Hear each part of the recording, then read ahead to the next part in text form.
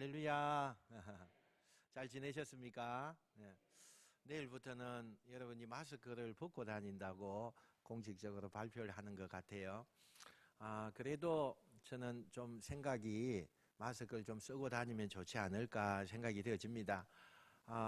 코로나 때문에 그렇지만은 특별히 미세먼지가 지금 굉장히 많습니다. 그래서 건강상 조금 더 쓰고 다니시면 어떨까 그런 생각도 해봅니다.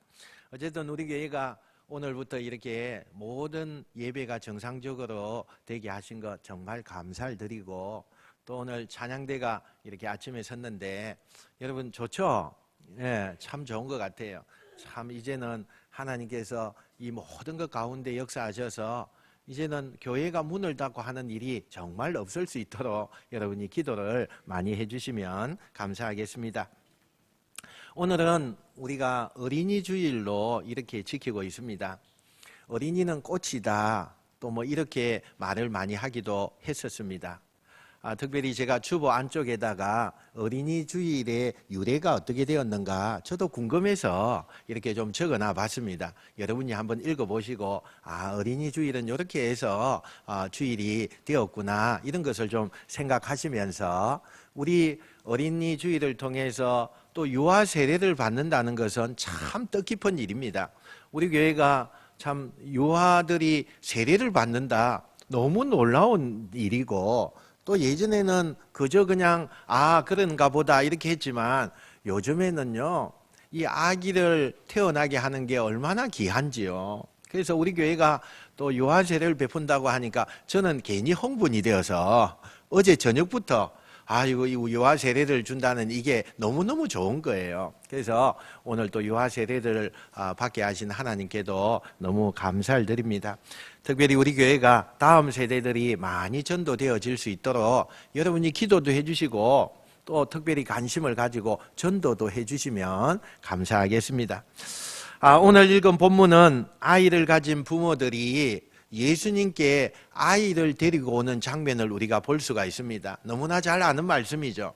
그때에 두 가지의 반응이 나타납니다. 첫 번째는 이 제자들의 모습이에요. 제자들이 그 모습을 보고 굉장히 막 꾸짖었습니다. 왜 이렇게 어린아이를 데리고 왔냐고 막 따지듯이 하는 부분을 보게 됩니다. 또 한편은 예수님의 반응입니다. 예수님은 너무나 반갑게 맞아주시고 또 그들을 위해서 축복해 주시는 것을 우리가 보게 됩니다. 예수님께서 어린아이를 따뜻하게 맞아주시고 축복해 주시는 이 본문을 통해서 우리가 좀 생각해 보길 원합니다. 저도 제가 부교육자 때는 다 다음 세대들을 담당하는 그런 교육자였습니다. 다음 세대들이 그때에는요 참 많았어요. 너무나 많았어요. 그래서 어른들 예배에 다음 세대들이 이렇게 참석을 한 번씩 했거든요.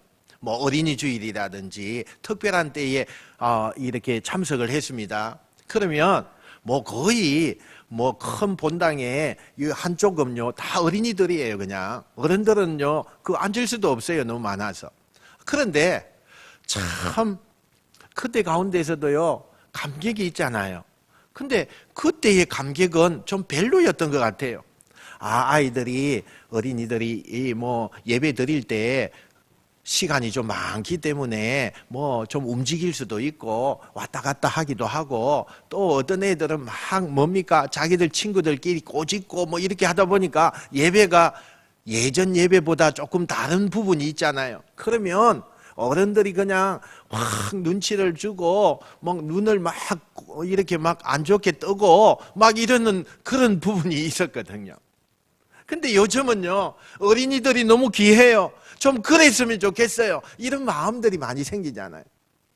어린이도 우리가 이 예수님의 이 모습을 보면서 참 어떻게 우리가 신앙생활을 잘 이끌어 가줘야 되는가 라는 것을 오늘 말씀을 통해서 잠시 은혜 받으려고 합니다. 먼저 자녀들의 영적인 삶에 우리가 관심을 가져야 한다는 거예요. 13절 말씀 우리 한번 같이 읽어봅시다. 13절입니다. 시작. 사람들이 예수께서 만져주심을 바라고 어린 아이들을 데리고 오매 제자들이 꾸짖거늘. 아멘. 사람들이 예수님께서 어린아이를 만져주시기를 원하여서 아이를 데리고 왔다고 이렇게 말씀해요. 여러분, 당시 유대의 부모들은요, 첫 돌을 맞으면 아주 유명한 랍비들을 이 아이를 데리고 찾아간답니다. 그리고는 이 아이에게 축복 기도해 주십시오 이렇게 하는 유래가 있었다 그래요. 따라서 오늘 본문에서 사람들이 예수님께 만져주심을 바라고 아이를 데리고 왔다는 것도 예수님께 기도받기 위하여서 이 아이를 좀 축복해 달라고 하기 위하여서 데리고 왔다는 것을 알 수가 있어요. 이런 사실은 이 마가복음에만 있는 게 아니고 마태복음에도 똑같은 동일한 기사가 기록되어 있는데, 거기에도 마태복음 19장에 가보니까 사람들이 예수께서 안수하고 기도해 주심을 바라고 어린아이들을 데리고 왔다 이렇게 말씀을 하고 있는 것을 보게 됩니다. 부모들이 아이들에게 기도를 받게 하는 것은 하나님과 친밀한 관계를 좀 유지해 주기를 원하는 마음들이 있었다는 거예요. 그래서 그 예수님께 좀 축복 기도 받으려고 아이들을 이렇게 막 데리고 왔다는 거예요.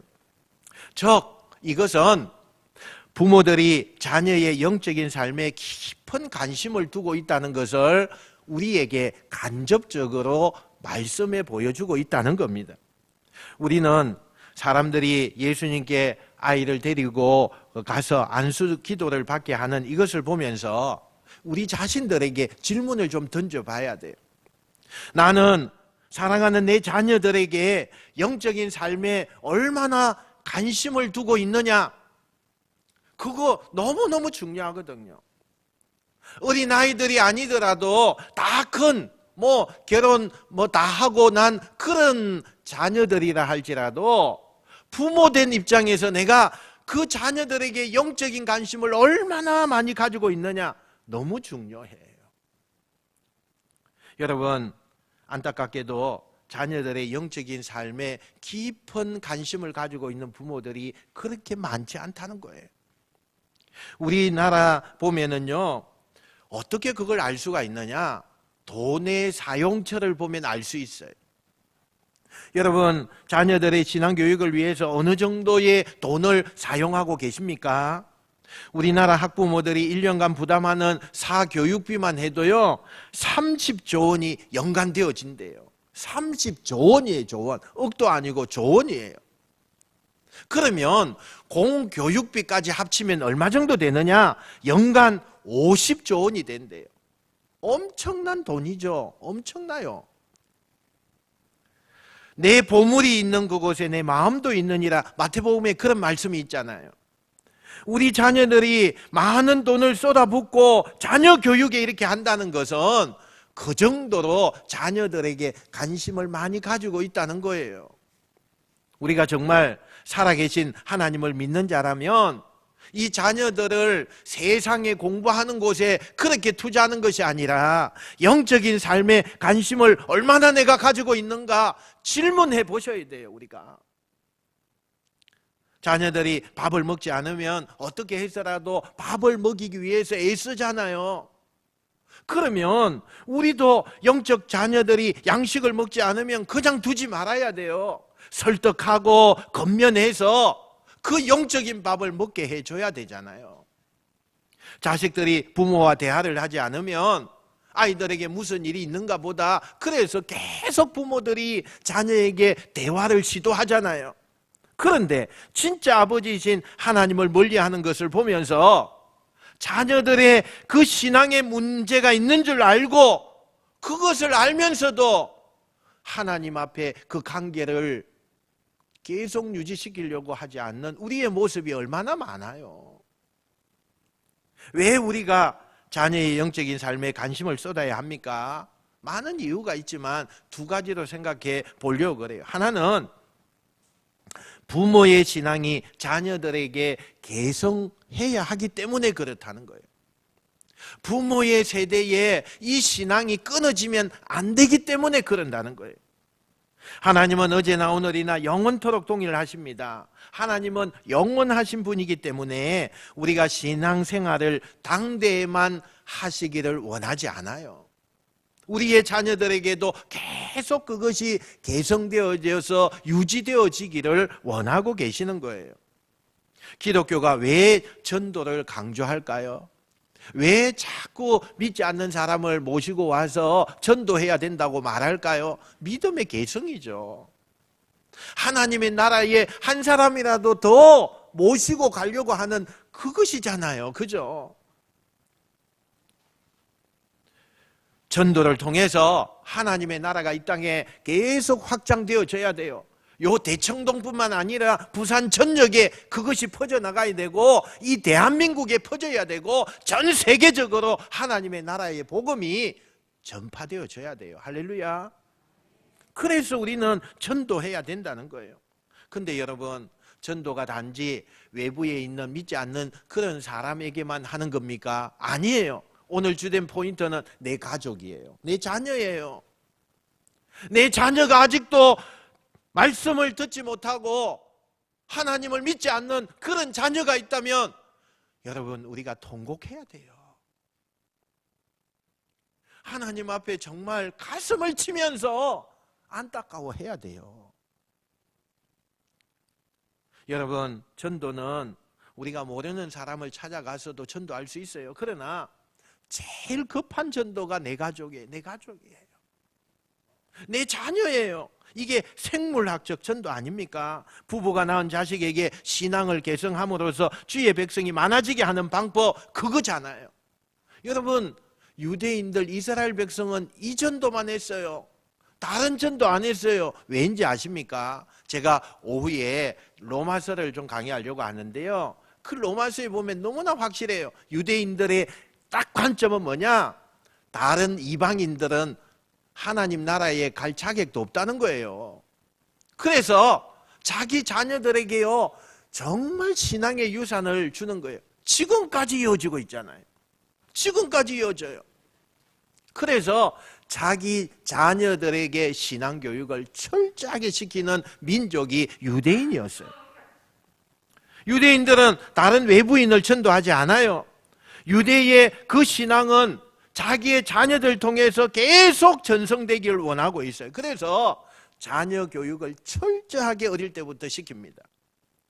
뭐 어릴 때에요, 자녀들을 앞에 두고 하나님에 대해서 설명을 하고 가르치고요, 하나님의 말씀을, 특별히 신명기에 있는 말씀을 달달 외우게 해요. 어릴 때부터 그렇게 만들어요. 그래서 지금까지 개성을 해왔어요. 여러분, 우리가 밖으로 나가서 전도를 못한다면 내 자녀들 전도하셔야 돼요. 내 자녀들 천국 가게 하셔야 되잖아요. 우리 신앙을 이 당대에서 멈추게 하면 안 돼요. 여러분, 한번 생각해 보세요. 나는 지금 나이도 많아요. 그러면 내가 하늘나라의 천국에 가고 난 다음에 정말 우리 가정의 신앙의 유산이 물려받아서 내 자녀들이 하나님을 믿는가 한번 심각하게 자문자답해 보셔야 돼요. 사랑하는 여러분, 어릴 때부터 하나님의 관계를 맺게 하게 하는 것은 너무나 중요합니다. 하나님을 떠나게 하면 안 됩니다. 우리의 당대에만 신앙이 거쳐지면 안 됩니다. 어릴 때부터 하나님과의 관계를 맺게 하고 키워나가는 것이 굉장히 중요합니다. 여호수아는 나와 내 집은 오직 하나님을 섬기겠노라고 그렇게 말을 했잖아요. 자신뿐만 아니라 우리 가정의 자녀들도 다 하나님을 섬기겠다. 우리 가정의 모든 이는 하나님을 섬길 것이다. 그렇게 결단한 것처럼 우리도 어린이 주일을 통하여서 그렇게 결단하는 여러분 되시길 축원합니다. 왜 자녀의 영적인 삶에 관심을 쏟아야 합니까? 두 번째는요, 하나님을 가까이 하는 것이 진짜 성공이기 때문이에요. 왜 부모들이 자녀들의 공부에 돈을 쏟아부을까요? 그것은 자녀들이 성공하기를 원하는 마음이 부모의 마음이에요. 좀 더 좋은 대학에 가고 좋은 환경에서 공부를 하고, 그래서 이 자녀가 앞으로 커서 또 결혼을 하게 되고, 그러면 결혼하는 가운데에서 좋은 환경에서 또 그 자녀들이 더 나아가길 원하는 것이 부모의 심정이에요. 그런데 여러분, 그 자녀들이 세상에서 잘 된다고 해서 여러분 그게 성공하는 자녀입니까? 우리는 아니라 그래요. 아닙니다. 세상 사람들은 다 그걸 보고 있잖아요. 야, 성공했네. 야, 성공해서. 여러분, 우리는 그걸 성공이라고 부르지 않아요. 왜 그렇습니까? 이 세상에 성공하는 것은 하나님이 없으면 그거 성공 아니에요. 하나님 안에서 우리가 성공해야 돼요. 왜? 세상의 모든 것은 영원한 것이 없어요. 그때 끝나는 것이 얼마나 많은지 몰라요. 영원한 것이 없는데 그게 무슨 성공입니까? 진짜 성공은 영원해야 합니다. 근데 영원하신 분이 누구가 있습니까? 이 세상에 그 어떤 것도 없어요. 하나님밖에 없습니다. 하나님밖에 없어요. 그 영원한 것을 내가 가지는 것은 얼마나 중요한지 몰라요. 그래서 하나님을 가까이 해야 그게 진짜 성공이라는 거예요. 이걸 누가 많이 깨달았느냐? 시편 기자가 깨달았어요. 그래서 하나님께 가까이 함이 내게 복이라 시편 73편에 그렇게 말씀을 하고 있어요.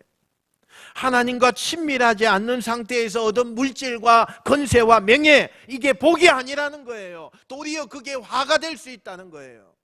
하나님을 가까이 하는 것이 복이라. 할렐루야. 왜냐하면 물질과 권세와 명예가 많으면요, 하나님을 찾지 않아요. 우리는 어려움을 당할 때 하나님을 찾아요. 우리는 뭔가 부족함이 있을 때 하나님을 찾아요. 그게요, 성공하는 거예요. 여러분, 정말 자식들이 이 세상에서 진짜 성공하는 삶을 살길 원한다면 자녀들이 하나님을 가까이 해야 돼요.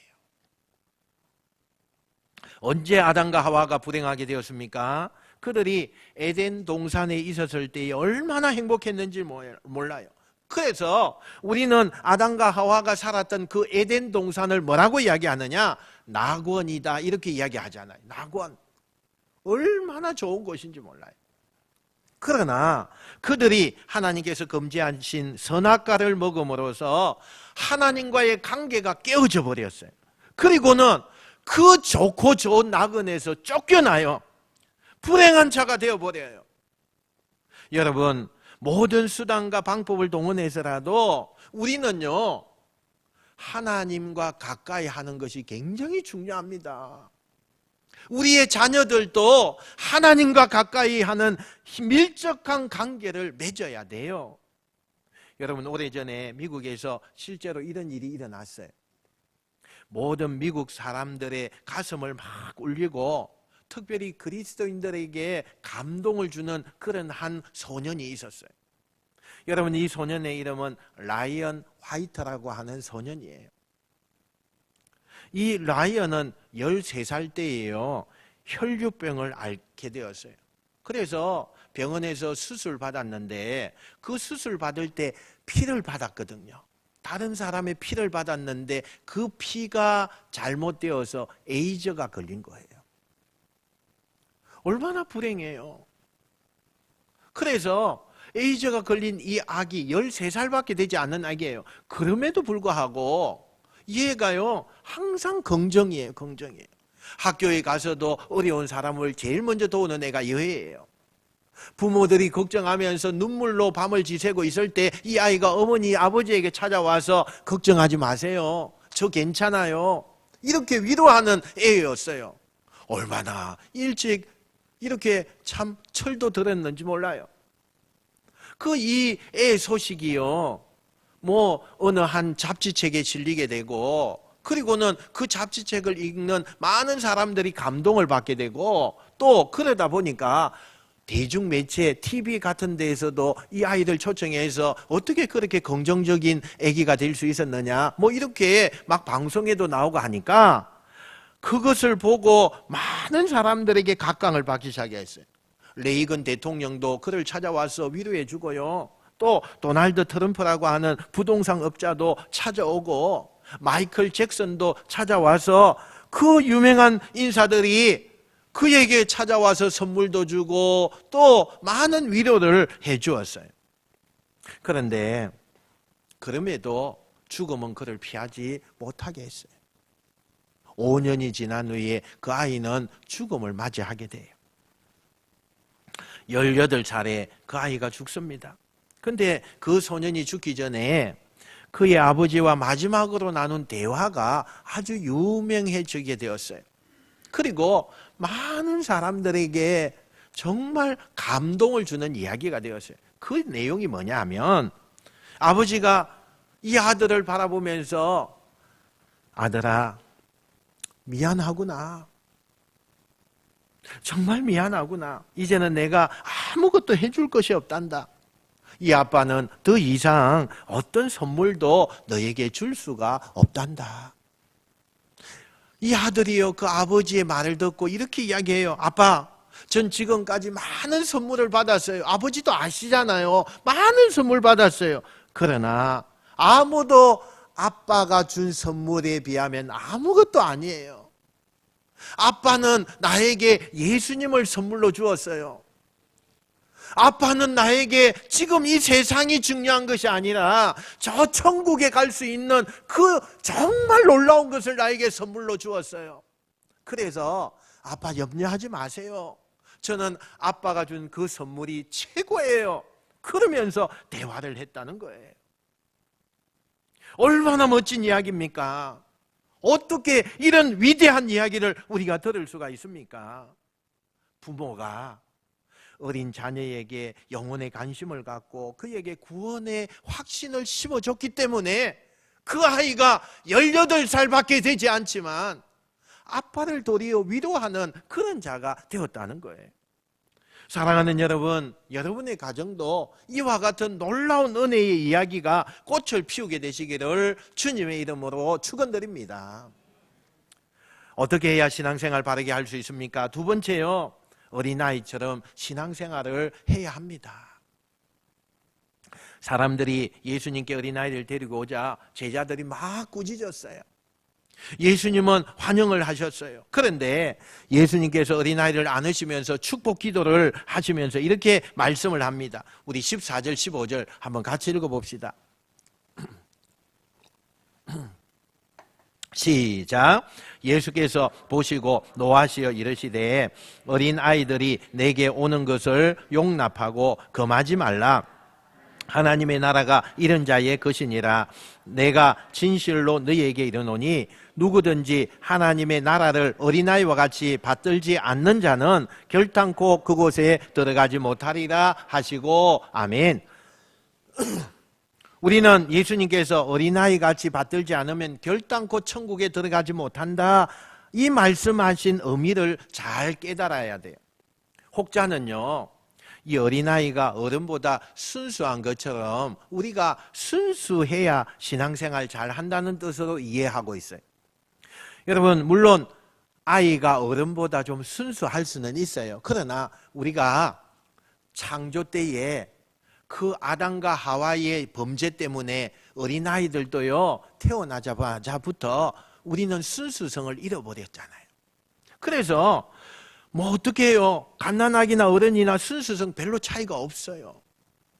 또 혹자는 어린아이가 자신을 낮추듯이 우리도 자신을 낮추어야 된다, 그렇게 이해해요. 그러나 어린아이가 자신을 낮추는 겸손한 모습을 보신 분이 계십니까? 이 어린아이는요, 더 자기 자랑하고 뽐냅니다. 또 혹자는 어린아이가 욕심이 없듯이 우리가 욕심을 부리지 말아야 천국에 들어갈 수 있다, 이렇게 이야기합니다. 그러나 어린아이는 사회성이 부족하잖아요. 다른 사람을 배려할 줄 모르고 자기 욕심대로 막 행동하잖아요. 그렇다면 예수님께서 어린아이의 어떤 점을 보시고 어린아이와 같이 받들지 않으면 천국에 들어가지 못한다고 했을까요? 그것을 알기 위해서는 어린아이들이 예수님께 어떻게 나왔는가를 우리가 좀 보셔야 돼요. 성경은 어린아이들이 예수님께 어떻게 나왔다고 말씀하고 있습니까? 자기 의지를 가지고 예수님께 막 달려왔다고 이야기합니까? 아니잖아요. 누가 데리고 온 거예요? 부모들이 그 어린아이들요 데리고 왔어요. 여러분, 이 말씀은 뭐냐면 어린아이가 부모에게 의존적이듯이 우리가 주님께 의존적이어야 된다는 거예요. 여러분, 어린아이가 부모 없이 살아갈 수 없잖아요. 부모와 어린아이는 뗄래야 뗄 수 없는 관계잖아요. 주님의 공로를 우리가 철저하게 인정하고 그 주님과 뗄래야 뗄 수 없는 관계, 이 관계가 되어져야 우리가 천국에 갈 수 있다는 거예요. 예수님은 이 땅에 계실 때에 이 일을 본을 보여주셨습니다. 예수님께서 자신의 뜻을 주장하지 않았죠. 자신의 힘과 또 자신의 능력으로 그렇게 살아가지 않았어요. 무슨 일을 하든지 자신의 뜻과 생각이 없었고 오직 하나님 아버지의 뜻만 바라보면서 그 뜻을 위해서 자신을 내세워가는 것을 보게 돼요. 하나님 없이는 뭔가 할 수 없다는 거예요. 그런데 우리는 어때요? 하나님 없어도 우리는 잘 해낼 수 있다고 이야기하잖아요. 이게 교만이에요. 영적인 교만이죠. 사도 바울도 어린아이처럼 살았습니다. 그는 세상에 지식이 너무 많았죠. 그러나 자신을 가장 어리석은 자로 생각을 하면서 하나님 앞에 섰어요. 그가 약하게 생각할 때 하나님은 그에게 강하게 해주셨어요. 여러분, 가장 능력이 있는 사람이 어떤 사람이에요? 자기가 능력이 있다고 그렇게 자랑하는 사람입니까? 아니에요. 나는 능력이 없습니다. 나는 너무나 약합니다. 하나님께만 이 능력이 있습니다 라고 믿는 사람이에요. 여러분, 가장 지혜로운 사람이 어떤 사람이에요? 자신에게는 지혜가 없는 거예요. 오직 하나님 앞에만 지혜가 있고 하나님이 우리를 그렇게 만들어 주신다고 믿고 나가는 그 사람이 가장 지혜로운 사람이에요. 바울은 고린도 교회에 보낸 편지에서 선줄로 생각하는 자는 넘어질까 조심하라, 고린도전서 10장에 그렇게 권면하고 있어요. 자신을 의지하는 순간에 우리는 넘어진다는 거예요. 사랑하는 성도 여러분, 신앙생활은 어린아이가 부모님께요 절대 의존하듯이 하나님께 절대로 의존적이어야 된다는 거예요. 자신의 무능함을 깨달아야 돼요. 날마다 주님을 의지하고 그렇게 살아가는 인생이 하나님이 최고로 여기시는 성도가 될 줄로 믿습니다. 어떻게 해야 우리가 신앙생활 바르게 할 수 있습니까? 마지막으로요, 사람을 외모로 대하지 말아야 돼요. 우리가 살펴보았듯이 제자들은 사람들이 예수님에게 만져주심을 바라고 어린아이를 데리고 나왔을 때 꾸짖었어요. 그러나 예수님께서는 오히려 그들을 안으시면서 축복 기도를 해주셨어요. 제자들이 어린아이들 데리고 온 그 부모를 꾸짖었을 때에 어떻게 예수님은 축복을 해주셨을까요? 그것은 제자들과 예수님이 보는 그 시각이 틀렸다는 거예요. 제자들은 겉모습만 보았어요. 그러나 예수님은 그들의 속마음을 보셨어요. 이 제자들이 겉모습을 보았다는 것은 무슨 뜻입니까? 현재의 이용 가치를 보았다는 거예요. 사람을 그렇게 보고 판단했다는 거예요. 제자의 모습이 바로 저와 여러분의 모습 아닙니까? 우리는 하나님의 자녀가 되어서 천국을 소망한다고 말은 해요. 그러나 너무나 현세 중심적인 삶을 우리가 살아가고 있지 않습니까? 상대방이 당장 도움이 되지 않는다고 생각하면 그 사람 무시해요. 그 사람 막 깔봐요. 관심을 쏟지 않아요. 그러나 그리스도인은요, 세상 가치로 사람을 그렇게 평가하면 안 돼요, 여러분. 깊이 숨어있는 영혼을 바라봐야 되죠. 그가 부자든 가난한 자든 많이 배웠든 적게 배웠든 젊든 연로하든 동일하게 대해야 돼요. 할렐루야. 동일하게 대해야 돼요. 예수님은 어린아이들이 하나님의 형상을 입은 자로 그렇게 보시고 소중하게 여기셨던 것처럼 모든 사람을 하나님의 형상을 따라 지음받은 소중한 존재로 우리는 생각해야 됩니다. 이런 어린아이들도 하나님의 형상을 가진 자이기 때문에 주님은 그들을 안으시면서 축복해 주시는 거예요. 야고보는 이렇게 말씀합니다. 야고보 2장 1절부터 5절 제가 한번 읽어드릴게요. 내 형제들아, 영광의 주 곧 우리 주 예수 그리스도에 대한 믿음으로 너희가 가졌으니 사람을 차별하여 대하지 말라. 사람을 차별하여 대하지 말라. 만일 너희 해당에 금가락지를 끼고 아름다운 옷을 입은 사람이 들어오고 또 남루한 옷을 입은 가난한 사람이 들어올 때에 너희가 아름다운 옷을 입은 자를 눈여겨보고 말하되 여기 좋은 자리에 앉으소서 하고 또 가난한 자에게 말하되 너는 거기 서 있든지 내 발등상 아래에 앉아라 하면 너희끼리 서로 차별하며 악한 생각으로 판단하는 자가 되는 것이 아니냐. 너희끼리 서로 차별하고 악한 생각으로 판단하는 자가 되는 것이 아니냐. 내 사랑하는 형제들아, 들을지어다. 하나님이 세상에서 가난한 자를 택하사 믿음에 부요하게 하시고 또 자기를 사랑하는 자들에게 약속하신 나라를 상속으로 받게 하지 아니하셨느냐. 여러분, 우리의 모습 아닙니까? 내 모습이 여기에 비춰지는 거 아닙니까? 예수님은요, 우리를 외모로 판단하지 말래요. 정말 실제적인 그 이유가 있습니다. 그것은 주님께서 종종 하찮은 모습으로 우리에게 다가오시는 거예요. 오시는 거예요. 주님은 종종 하찮은 존재, 귀찮은 존재로 우리에게 찾아오신다니까요. 우리가 마태복음 25장의 양과 염소의 비유에서 그 사실을 발견할 수 있어요. 임금이 심판할 때에 왼편에 앉은 자들에게 말하죠. 저주를 받은 자들아, 나를 떠나 마귀와 그 사자를 위하여 예비된 영원한 불에 들어가라. 내가 줄일 때에 너희가 먹을 것을 주지 아니했고 목마를 때에 마시게 하지 아니하였고 나그네 되었을 때에 영접하지 아니하였고 헐벗었을 때에 옷 입히지 아니하였고 병들었을 때와 옥에 갇혔을 때에 돌보지 아니하였느니라. 이렇게 말해요. 그러자 왼편에 앉아있던 이 사람들이 너무나요 억울해요.